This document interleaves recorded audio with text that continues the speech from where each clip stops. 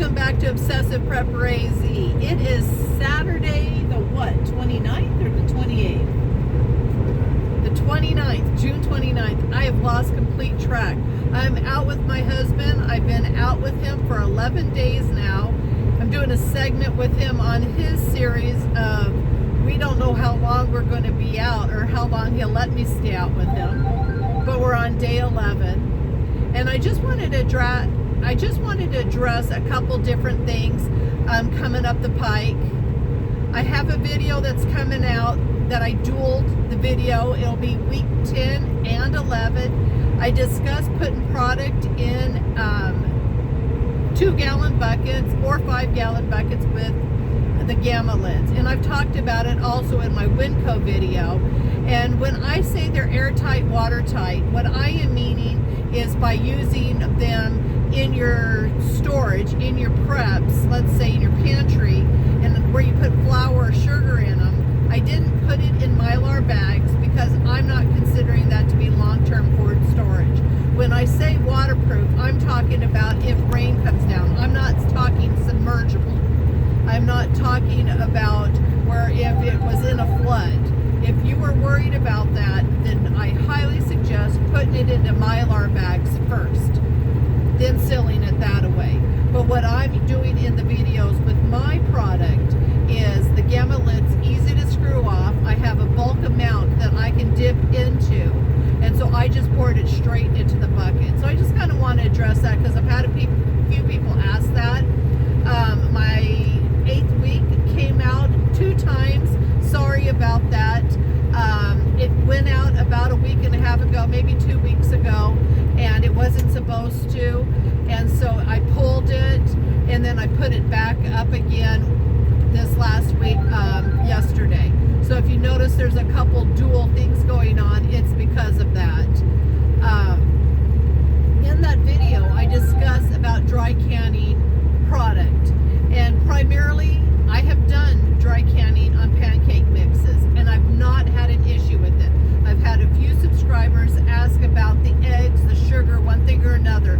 But you're dry canning at such a low temperature, and they're also worried about it destroying your leavening agents in your pancake mix, your baking powder, baking soda, things like that.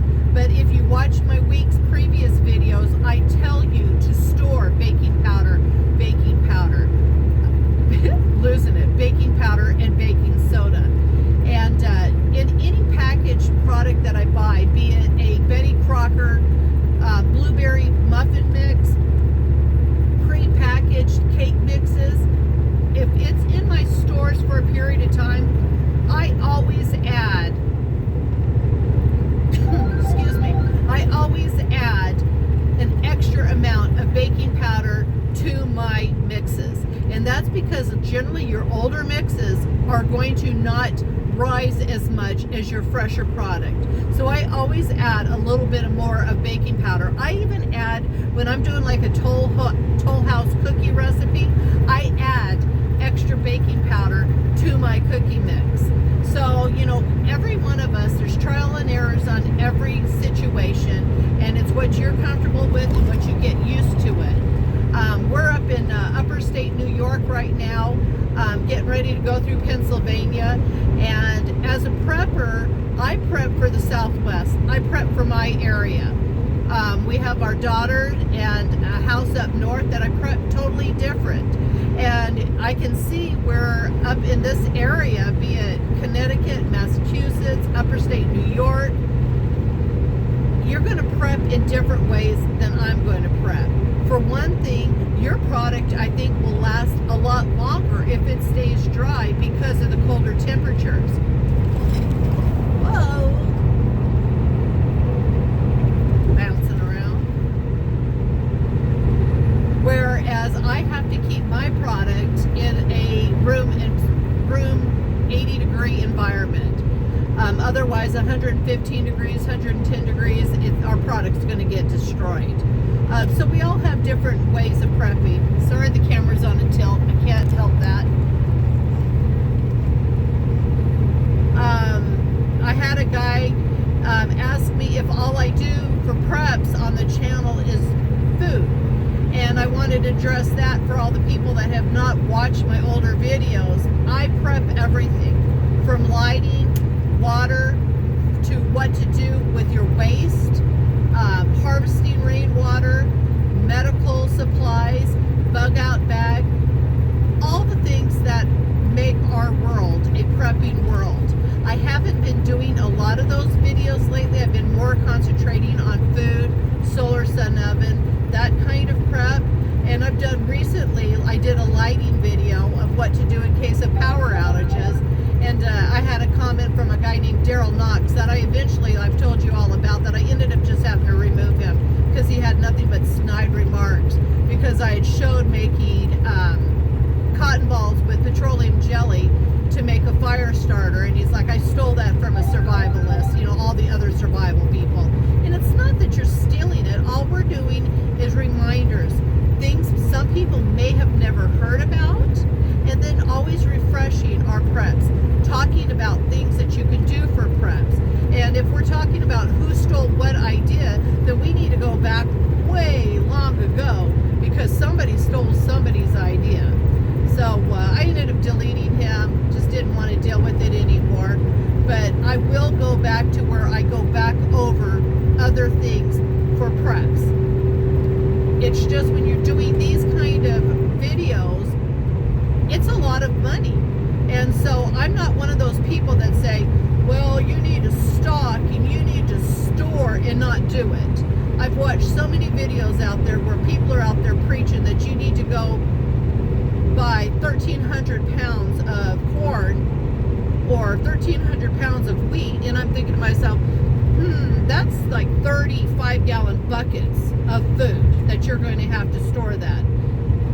I'm not that person that talks about it. If I'm going to do it and I'm going to show you how to do it, it's because I'm doing it and I'm helping you, and I'm not going to talk bull crap. I'm just going to say it like that. And so it does, over time, doing prepping videos, it's costly. And I don't make money. I mean, I make a little bit. You're talking about a little bit off of YouTube compared to what I'm spending to do these videos. But I want to do it where it's solid and you guys understand how to do it. And again, I learn from everybody. And some of the things, maybe I make mistakes. And one of my subscribers says, hey, why don't you try it this way? And I'm like, wow, I never even thought it that way. I never thought to do it that way. And so I learn things. But the comments that come at you, just, you're stupid, you're ignorant, that's not helping any of us out, because we all learn from each other. Knowledge is everything, and we learn from each other. And I just wanted to get that out there. So just coming up, yes, I am going to do some more prepping videos of other things than food. I just wanted to let you know that it does take time. And in my head, I've got like these steps of certain things that I want to get out there. And I did get this 10-buck week challenge presented to me to try. And that's one of the things that is taking up a lot of the time. On top of it, I don't just prep 24 hours a day. I do go out with my husband, and we hit the road, and I like to share some time with him when we're out, and I do some videos when we're out, and you can see some of the food we're cooking, living out in the trunk.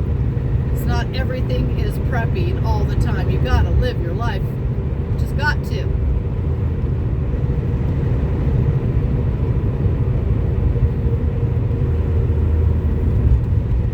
Anyways, Mr. Quiet over there today.